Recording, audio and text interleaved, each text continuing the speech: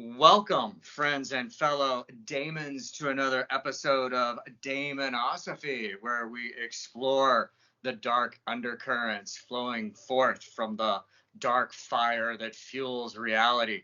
And my guest today is Mr. Igor Rubchinsky of the band Biocarbon 13, who we have had on the show once before and is returning now in a post-COVID kind of environment to talk about all the stuff he's been doing, the new music he's been making, a new album he's put out, and all this other great stuff. So hey, Igor, welcome back to the show, man. Thank you for having me. Thank you for asking me back. Oh, tell me about the new album. Let's talk about that. Mm. Well, it's the latest one is it's been a minute out because of the COVID. It's still new, so it takes longer. Surprisingly, it takes longer to make stuff now that we're in the quarantine than it was before. I don't know how to explain that. Um, but yeah, if you had a chance to listen to it, all of it has kind of like double, triple meaning, and all of it has to do with our, or at least my daily life, things that I see and experience. I think that would be true for anybody that drawing inspiration from their own life. No, there's all kinds of innuendos there. I know there's all kinds of meaning in it. Let's talk about the name of the album first, Nightshade. What does it mean? Well, of course, uh, you know, we're goth, we're dark, and it's kind of like I was always kind of puzzled by the name of Nightshade, having shade at night. Have you ever thought about it? And it's kind of like, I don't know, It's kind of a double. It's like contradiction a it, double negative. right, right, contradiction in term, but also, and it's also a description for poisonous plants, right? And it's also, uh, we live in a kind of poisoned environment, which is poisoned what we eat, poisoned what we think, poisoned what we say, poisoned what we breathe, cough. So I figure, it's kind of like may resonate with somebody on one of these levels. Yeah, no, absolutely, and it totally resonated with me. So I got to say that the I mean I think this is like the dopest album you've done so far. And I've been listening to your stuff for a while now. Thank you. And it's like at another level, like the composition, the production, everything on it just sounded really good. Is there anything, how would you explain that to me? Why is that? Has something changed with where you're coming from and how you're doing this? I have no idea. I'm flattered, of course, I'm really flattered by your praise. It's always, I've been a fan of your work, and you've been, your stuff is like next level. I mean, it's so professional. It's always on the quality on from every direction aspect that I would strive to achieve, and music-wise, engineering, you, and so from you, this praise really means a lot. Now, how I camped, I have no idea.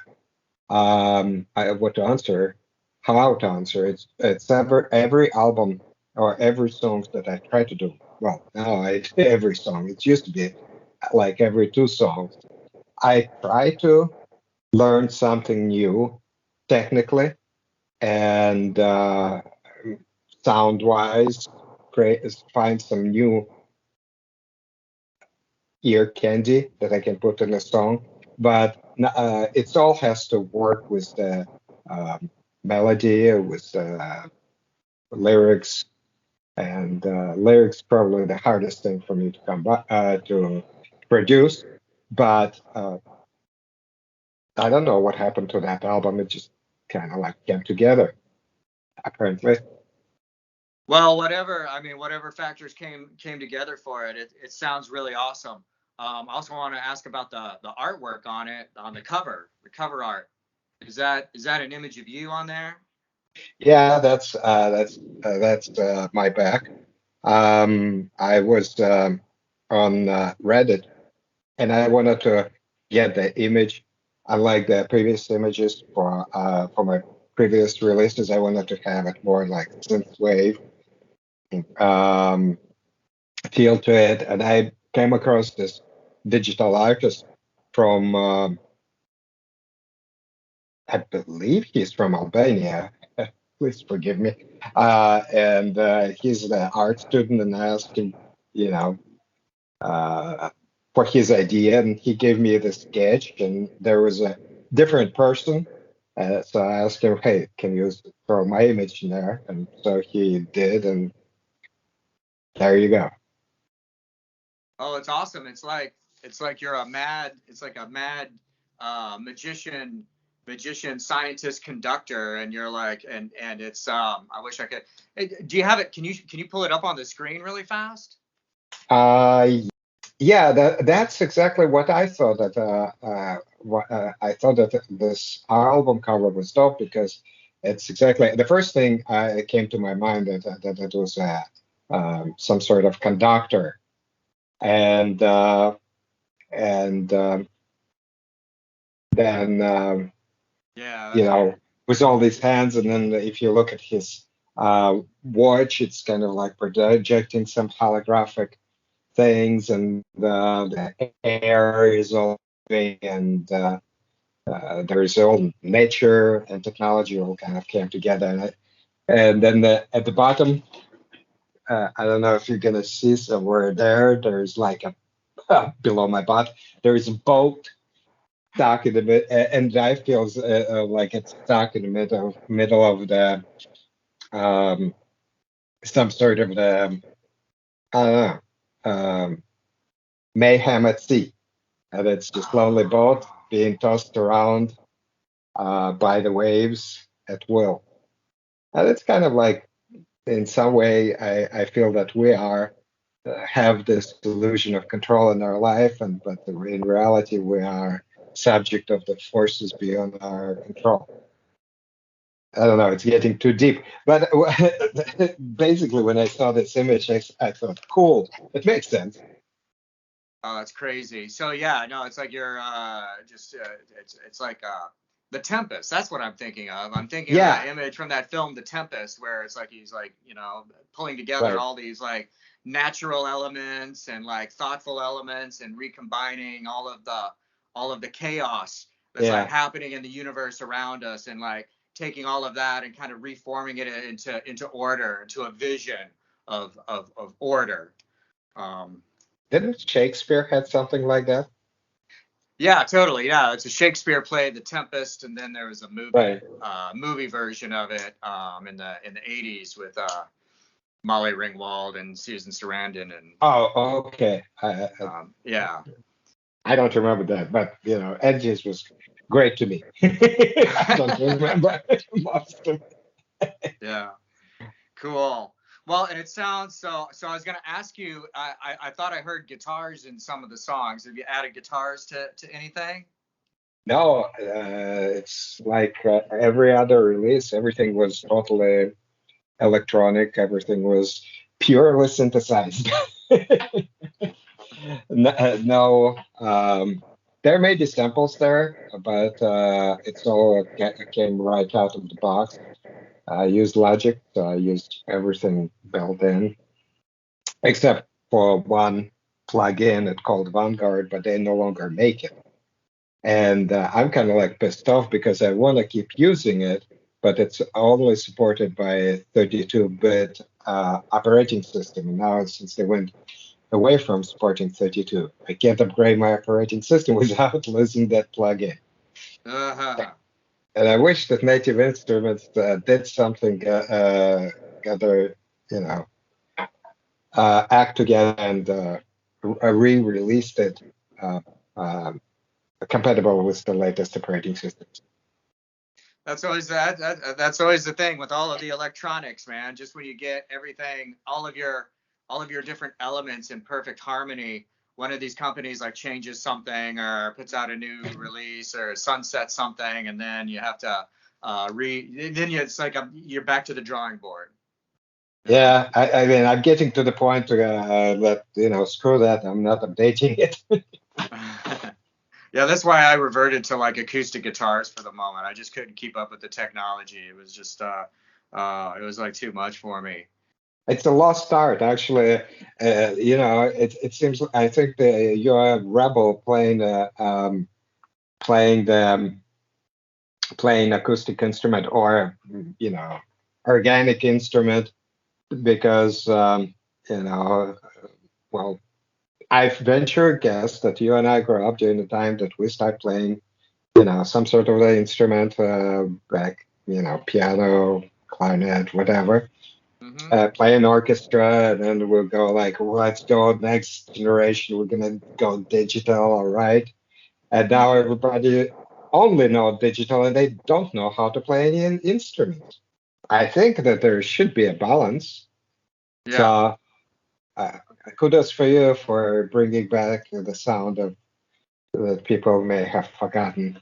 What is your like earliest like um musical devices? Dude, it's gonna sound too obnoxious and pretentious, but I grew up in a musical family. My mother was a music teacher. Her father was a music teacher. So they wanted to um, make sure that I have that culture and not necessarily to continue in their tradition, but I wanted to make sure that I have this education. So they started me on playing piano at the age of, I don't know, 5, 6. And then I continued through junior college. And then only when I immigrated to the United States, I decided that professional musician may not be the best choice for me. Yeah, and honestly, even when I was young, I was not keen on playing classics because it was somebody else's ideas and feelings that I was interpreting, kind of like a sign language person interpreting somebody else's words. And I wanted to create something of my own and have something to say. Yeah. So I went education-wise and career-wise in a different direction, but I stuck with music because that was always kind of therapeutic and it gave me a chance to communicate through music. Or Yeah. communicating through words is not my uh, strongest suit. So I was gonna. That's something else I was gonna ask you about. How do you do lyrics? We're talking about the lyrics on this album. How do you do lyrics? Do you write the lyrics for a song first and then write music around it, or do you start with music and then like, oh, I need lyrics to go with this, and see how the music is going? Yeah, I always start with music. It's just easy for me to do that, and then the lyrics. Um, my English 101 teacher told me, that nobody will call you a plagiarist if you're gonna write about your own experiences. So I just think about something that matches the mood of the music because really the mood comes from the music, and then I try to make verse, chorus, break, verse, chorus. Right. Golden rule. Right. So was most of this album written during COVID lockdown type Yep. stuff? Okay. Yeah. And so is it? Yeah. Last So two that's a big albums. influence. Yeah. Last two albums were the COVID lockdown, Oh, especially okay. the lyric. The one before that was called the Death Watch. So Uh-huh. Okay. I thought that was rather appropriate. Yes, it is. So let's talk about some of the songs. What about the song "Candidate"? This is one that stood out to me. What's that song about? Where's that coming from? Well, David Bowie had a B-side. He had two candidates. There was a B-side candidate, and I was always thought that it was a great song, and nobody played it during any of the elections. And I thought uh, that it was in a, where was it? I think it was not even a B-side. It could have been cut out or extra track on Diamond Dogs. And Okay. you know how Diamond Dogs was 1984 Yeah, inspired thing, very political. Yeah. very political. So I just felt that it's long overdue to write this song, especially since we had just went through this pretty interesting election. So I wrote, and I think the lyrics is pretty much self-explanatory, and it goes to along this line of uh, very much inspired by that David Bowie song, but not the one that is on the album. I think it was the one that got cut out and is like bonus track available. Okay. So it's not a cover. It's like a homage. Yeah, yeah. Cool. Can you give us some lyrics? Give us a taste. Oh, shit. Walk with me, talk to me, let me make you a deal. Vote one for me, you will see. I can make you a king or a queen. The road is long, the road is hard, from a station to station. Wink, wink, nudge, nudge. Go home, you will see. I will make life a dream. I'm the candidate. I'm your candidate. I'm here for you and me. I'm the candidate. I'm your candidate. I will care for you and me. Awesome. That's great. So, what about "Can't Live, Can't Die"? What's Well, that song about? that's pretty much. I mean, I think that 2 years ago we're in a way died a little because what we have now I can't honestly call alive. So I think for the past 2 years, my life turned into the life of a zombie. You remember the movie Warm Bodies?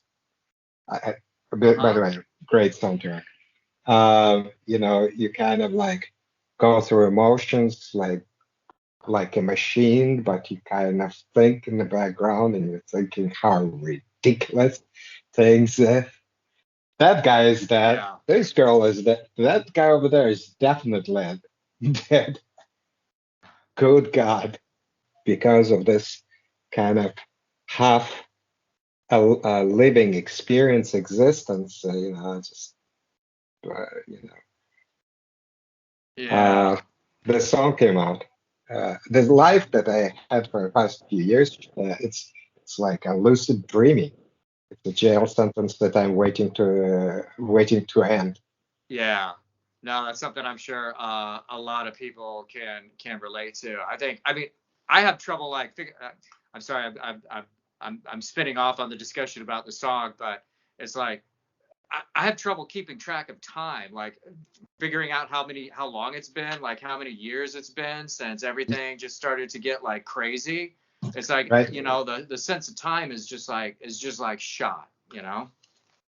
Yeah, like today I saw a meme posted by Chicago venue called the Riviera, and they posted the bands that they had through the 1995, uh, and if I you made me think about it. If I can bring it up, I would like to read it to you because Yeah. the lineup that they had there, you just I remember being in Chicago in 1995 and going like, nah, I don't want to see that band. I don't want to see that band. I'll see that band again sometime soon. And I'm looking for the past 2 years. I haven't seen one band. Well, I'm Right. like, check it out. So, Faces to Faces. Live, Blur, Murphy, George Clinton. That's only March and April. May, Collective Soul. June, Matthew Street. Joe Santaniani. August, Del Marti, Ziggy Marley. September, B.B. King, Robert Hunter. October, Grand Funk Railroad. November, Lords of Acid. John Hyatt, right? Veruca Salt, Freddie Jones, Portishead. I think we'll go in December. Rusted Root, Los Lobos. Come on. Oh, that was 1997. I'm sorry. It was, well, I don't know. Highlights from 1997. Anyway. 95, 97. It's close. It's Well, it close says, enough. I get it. I check, mean, it's from that time period because of all those bands that are on there. Lords of yeah, Acid, Veruca Salt, Collective Soul. Man, they were playing all. And this is in Chicago, right? Is that in oh, yeah. Chicago? Yeah. Yeah, that was in Chicago. I think like, and I was like snubbing half of these bands. Uh-huh. Maybe Lords of Acid, yeah, I'm there. The rest of it, Now Yeah. I would have, give forgive me for saying, left testicle to go see any of these shows, Right. Yeah. No, it's especially B.B. crazy. King, Ziggy Marley, and that. Yeah. Yeah. No, I remember. So the last time that you and I talked, it was like, I don't know, maybe a year before the COVID lockdown stuff happened, and at that time it was like we were talking about how it's so hard to be a touring band anymore. It's just hard just because of the economy and stuff, and Hmm. how things have changed. It was hard then to do music, and now, I mean, now I realize we were actually in a golden age then, That was actually like 2018 was actually a golden age. And we should have been like drinking deeply from the Yeah, wine of like life at that time, because that's like, man, that's as good as you're going to fucking see for like, I don't know, maybe forever. It's hard to say at this point how things are going to change, as if the pendulum is ever going to really swing back the other direction. I'm sure it will, but it's definitely a learning experience to not bitch because things could always get worse. Yeah, it was bad, but I mean, then it went to zero. And then a few months ago, I was called uh, by a friend of mine, and we to support Julie and Kay to do a local Midwest tour. Uh, um, I jumped on it. Oh yeah.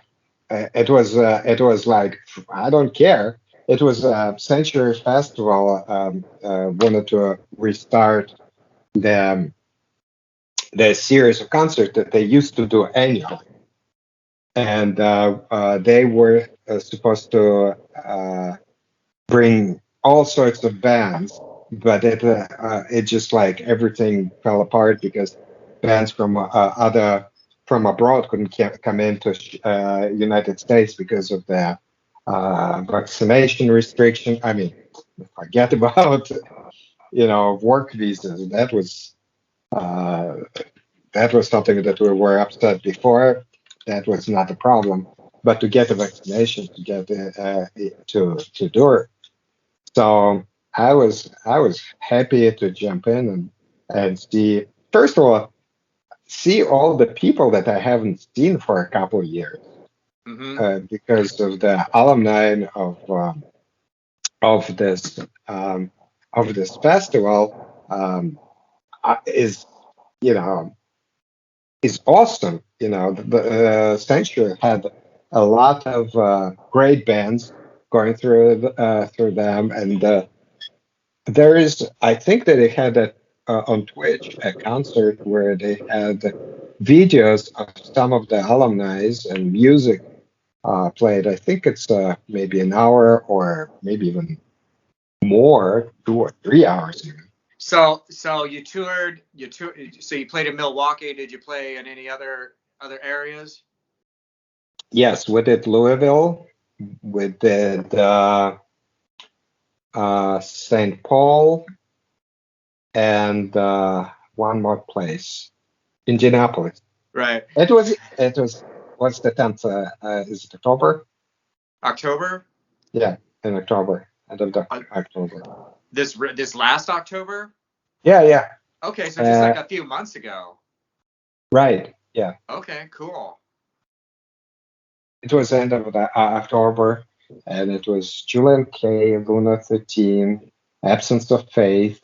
Um, that then Milwaukee was a huge festival. There was like a ton of bands. I would not even remember all of them.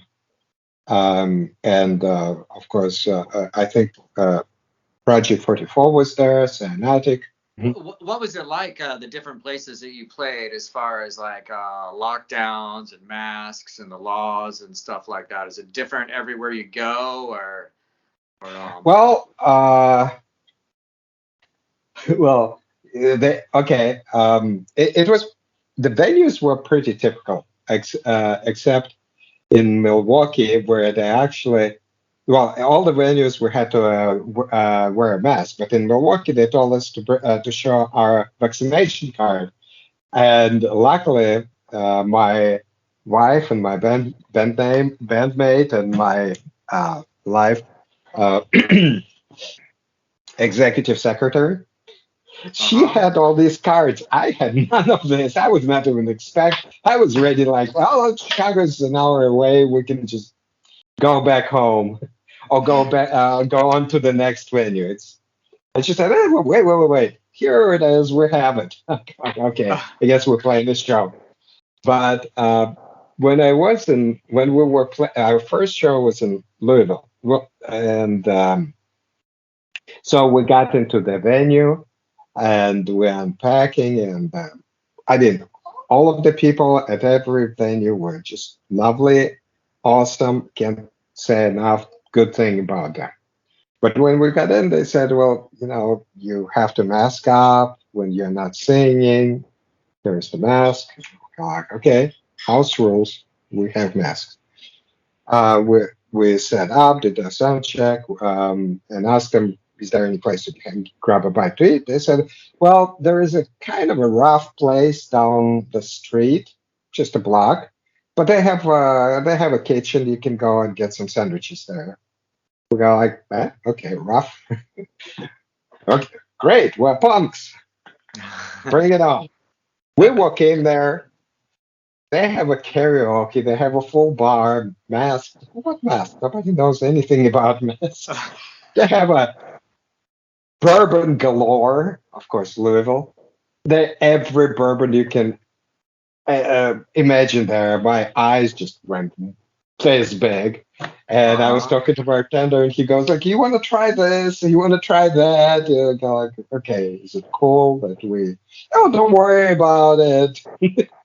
What would you like to eat?" And then they started singing karaoke, and then the cook from the kitchen came out, and she sang karaoke, and her voice was so remarkable. Uh, we were that okay. Before that, my wife and I go like, "Oh, great, we have karaoke. Let's go do some, some pick up some, 80s hit and just have fun." This chick went out with her voice. We go like, screw that. We're going to be embarrassing ourselves here. Everybody there could sing like nobody's business. We had a show down the street. We got back there, back to masks. But Yeah, no, that I was, bet you're like, hey, let's just stay here and do the show in this place. oh yeah, they had a great selection of booze. There was no, they served some beers and something in another place, but this place had great selection of booze. They had karaoke. I mean, it was awesome, and everybody was just like very friendly. I mean, and I was just kind of like, that's supposed to be a rough place. Okay, okay, I can deal with Well, that. They just did they think it's rough because they weren't wearing masks? Well, apparently this was either, I guess it was a rough neighborhood, and this place had a reputation, and that it was a biker's bar and attracted, hairy kind of crowd. But hell, we're kind of hairy. We're kind of hairy Right. kind of crowd. So, Right. No, we're here. Yeah, definitely. No, I'm looking for places like that. I'm like, I can't find a place like that anymore. It's like they're hard. It's hard to find a good dive bar. You know. go to It's like, Louisville, but I cannot tell you it's not a dive bar. The food was premium. It was okay, okay. clean. There was no sticky floors. My dive bar is where you walk in. There's a shag carpet, sticky floors, drunk Yeah. people. Like, No, and maybe that's what 32 I'm looking seats for. among 20 people who is sitting in the bar. No, I mean everybody was just like, I don't know, clean, just regular suburbanites. Yeah. No, that's cool. Not that's what I'm looking for though. I'm looking for sticky floors. I'm looking for don't eat the food here. Right. That's what I want. It's like that's a dying thing. It's like the last really great one in my neighborhood in Houston is called the Tall Texan in the Heights area, and it fell victim to COVID. It's like it had been there. It's like a bar that had been there for like Mhm. 50 years, and you felt like you're walking back in time every time you went into it. And it's like gone. So if you find a place like that anymore, it's like you gotta, hang on to it, man. I hope you took lots of selfies while you were in this place. No, we didn't. I guess, first of all, we were hungry. Second of all, we were mesmerized. And third of all, I think I was just like a kid in a candy store, just with everything that they had that I Right. missed for so many years. And speaking of a dive bar, I'm here right now. I'm in Kansas City, and for I guess Christmas. I wanted to go out and grab a bite to eat. Everything was closed except I hopped down the street. So I went there. That was the closest thing that came to the dive bar. I mean, it was absolutely clean, absolutely, but I have not seen a dive bar in years. It's Uh, a sad thing. yeah. See what happens. I don't know. I got married. What's your excuse? I kind of got married too, I guess. So Well, much better. that's it. Yeah. Congratulations. I didn't know. Thank you. Oh, congratulations to you. Thanks, sir.